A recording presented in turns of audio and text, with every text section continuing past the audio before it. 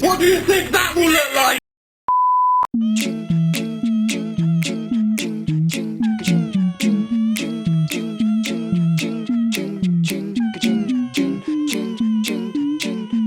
You know what? Fine. You've been staring back at me these past 5 minutes. I'll put you in.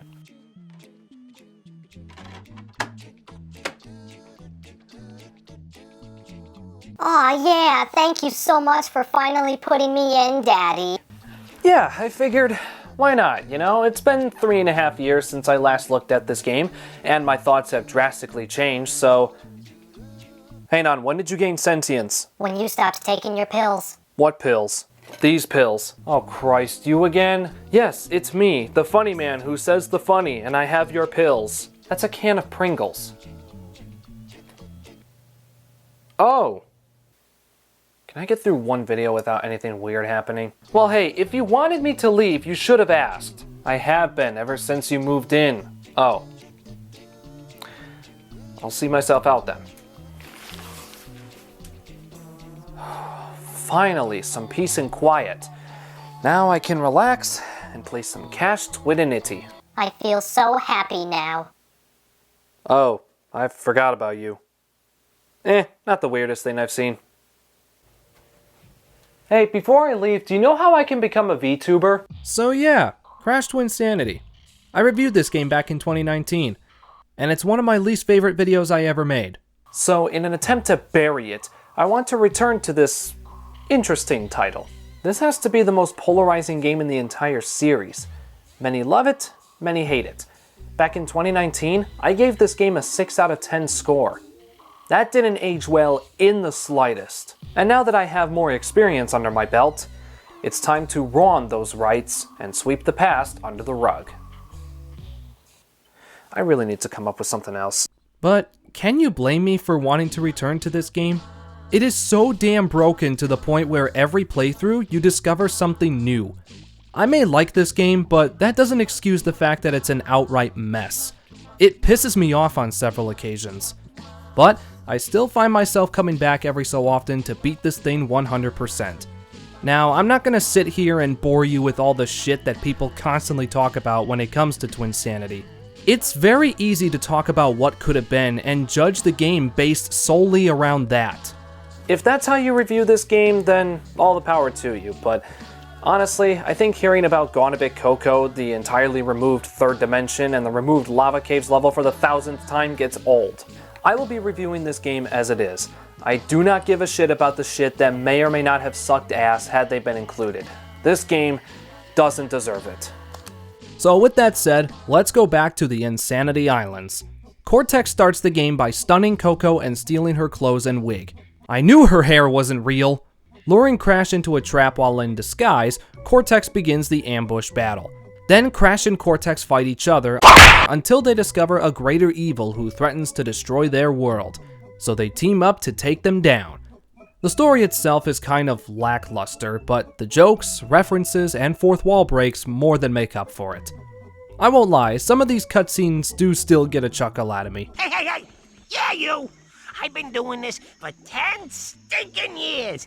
Back and forward, and I'm sick of it! Well, I'm not gonna do it no more! The soundtrack is interesting as well as unique. It was completely composed and performed by an a cappella group called Spiral Mouth. It's fine. Just fine. Yes, there are parts where it's a bit annoying, like the burping in Entropy's boss music, but other than that, I've got no problems with the music. It really just depends on your personal preference as far as a cappella goes. But imagine somebody actually really enjoyed this music, then they looked up Spiral Mouth on YouTube, listened to their cover of Spoon Man, and then thought to themselves, how the fuck did they make music for a Crash game? This is terrible! That's because of all the filters that were applied while making this game's soundtrack to make it sound tolerable. And yes, I know I said last time that I loved it, but I said a lot of dumb shit in 2019, so shut up. And now, here's the part where I'm going to take you through my experience with this game while I was recording the footage for this video. And oh boy, have I got a lot to say. Let's start off at the very beginning of the game. The first in-game cutscene you see is Aku Aku explaining what he does, even though this is the 5th main game in the series, so why is he doing this now? My duty is to protect you. You fat, bald bastard! Crash Twinsanity gives you this big open area to explore and get used to the game's control, which makes me wonder why they bothered putting in a non-skippable tutorial. But I digress. There are 4 different worlds, each containing a general hub and 3 levels. In this game, gems are collected by finding them while on the main path or completing side puzzles. The gems unlock storyboards, the game's FMVs, concept art, and some of the cut content. And scanning through it all is actually intriguing. Apparently, Entrance was supposed to be in the game. This is where Evil Coco came from. Neat. I'll admit I do like going through these. They're a nice reward for all of your hard work. Oh, now that is nightmare fuel. But half of these puzzles can be skipped thanks to the development hell this game went through. Like here, this first puzzle in Jungle Bungle requires you to hit these totems with bombs in order to do some platforming to get the clear gem. But these trees are solid platforms you can jump onto, allowing you to skip the puzzle entirely. This isn't the only time this happens. In Twinsanity Island, there are 2 puzzles that are casually a pain in the ass. However, a perfectly placed belly flop allows you to collect the gem without having to do the puzzle. Did Soulja Boy program this? To be fair though, I do like the idea of Cortex being the first boss of the game. It is a nice change of pace. The fight itself is pretty meh, really. The only quote-unquote good boss fight in this game is Dingodile. Speaking of bosses, the last one is kinda mid. Pro tip, after you shoot the laser cannon, stand here. The machine gun will never hit you. After being defeated, the evil twins run away and proceed to get eaten by evil Crash. Well, this is one heck of an ending. Couldn't have said it better myself, Victor. Because of the development hell, there are several occasions where you can see that the game was rushed. Aside from the many glitches, there are instances where the story gets completely cut in half. The best example is when you leave the Academy of Evil. After listening to the backstory of the evil twins, you cut to Crash on the airship, doing nothing. You just stand here awkwardly for about 10 seconds, and then you're back at the iceberg lab. Obviously something was supposed to happen here, but the devs simply just didn't have the time and removed it entirely, leaving us with this blank coffee break.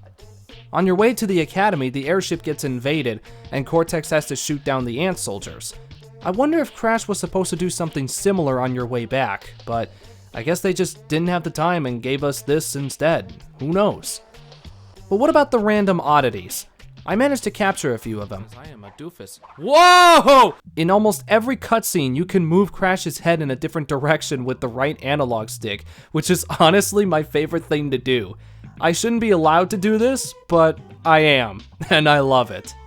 Sometimes Crash decides not to run and just slides across the floor. In Boiler Room Doom, for whatever reason, the last puzzle just randomly forces Cortex into the toxic river, making you start the puzzle all over again, and the worst part is that it's completely out of your control. You're at the whim of this game's physics. One time on stream, I managed to catch Crash going through the fly trap and Nina hitting herself. How did that happen? Your mom. Crash? What are you doing? Why did you just walk into that pillar? What the hell were you doing in there? You see this puzzle here? See how there are glass buttons you need to break in order to disable the force field? Well, you can belly flop on top of it and land on the other side. Top-notch design. Oh, and look here, it's Papu Papu. Just chilling. Hey, Coco. Okay, screw you too, bitch. Here is me clipping out of bounds in Ant Agony.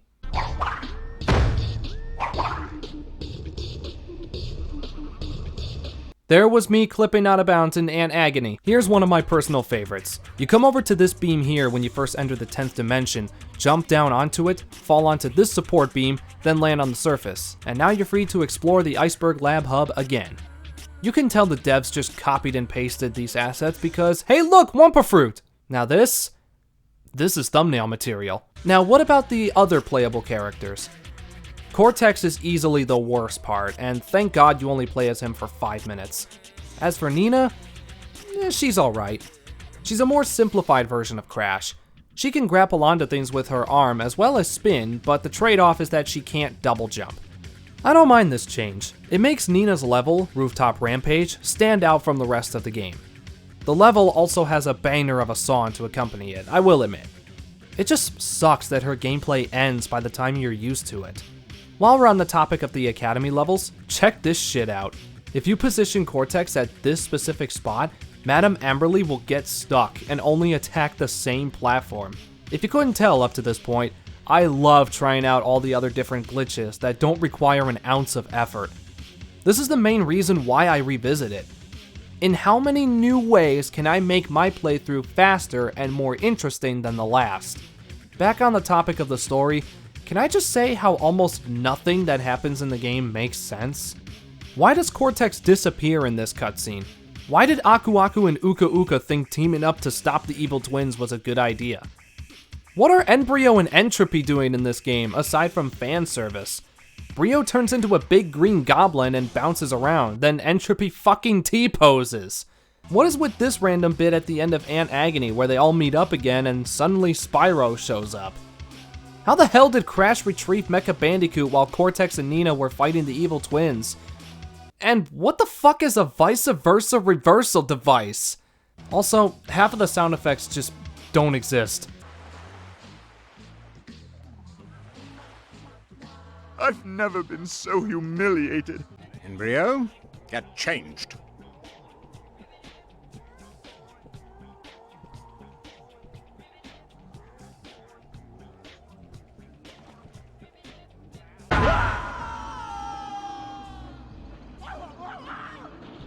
I can keep going, but I would be here for another 10 stinking years.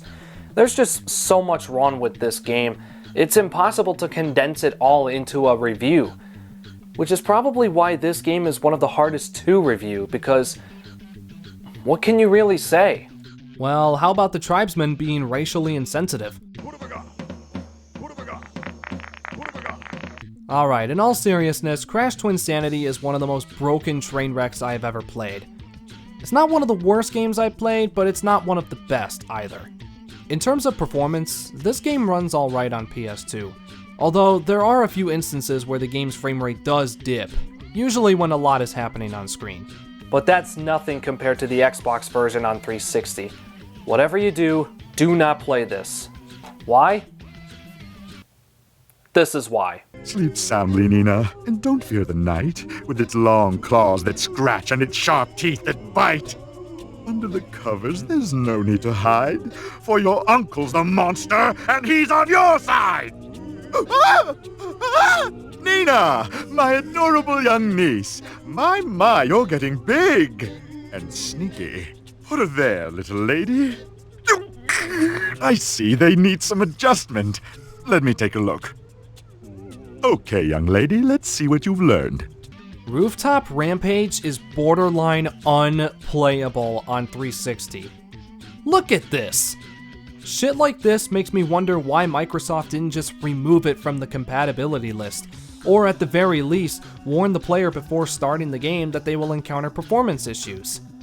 Even funnier is that for the most part, the rest of the game runs just fine. It's just this part here. It's strange. But other than that, I really don't have anything else to comment on here. Do I like this game? Well, yes and no. Would I recommend it? Well, if you're extremely curious, or you want to see what you missed out on, or you're a speedrunner, then yes. Yeah, because of how broken this game is, and any percent completion only takes about 14 minutes or less. Jesus.